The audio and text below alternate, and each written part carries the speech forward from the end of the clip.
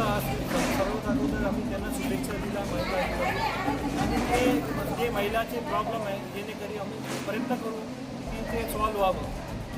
त्या अनुषंगाने आम्ही सगळ्याला बोललो. आता सगळे कॉन्फिडंटली बोलला की ते त्यांचे पर्सनल प्रॉब्लेम होतात ते समोर आले, रिटर्न फॉर्ममध्ये आले आणि आम्ही त्या रिटर्न फॉर्ममध्ये आलेले जे त्यांचे प्रश्न आहे कसा मार्ग लावा याच्यावर आम्ही प्रयत्न करणार आहोत. सर्वप्रथम सर्व महिलांना जागतिक दिनाच्या शुभेच्छा. जागतिक महिला दिनाच्या निमित्ताने सर्वांची इच्छा होती की जे महापालिकेचा एक कणा आहे तो म्हणजे आशा सेविका आणि अशा आशा सेविकांचा एक कुठेतरी सत्कार झाला पाहिजे.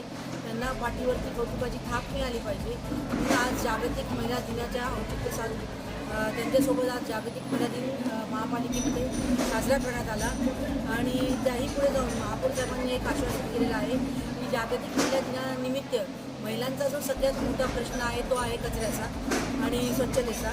तर हा स्वच्छतेचा प्रश्न लवकरच महापौर साहेब मार्गी लावणार आहेत आणि ज्यामध्ये जे आपल्या आशा सेविका आहेत त्यांना त्यांनी आता संबोधित केलेलं आहे की आपल्या आशा सेविकांच्या माध्यमातून लोकांपर्यंत हा तुम्ही मॅसेज द्या की आपल्या घरातला कचरा जो आहे तो कुठेही त्यात टाकू नका.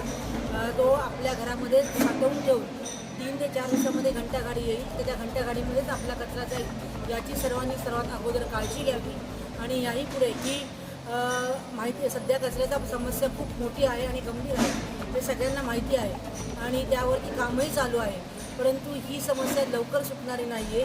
महापौर साहेबांनी आत्ताच 1 महिन्याभरापूर्वीच महापालिकेचा चार्ज घेतलेला आहे महापौरचा. तर त्यांना काहीतरी थोडाफार अवधी मिळाला पाहिजे.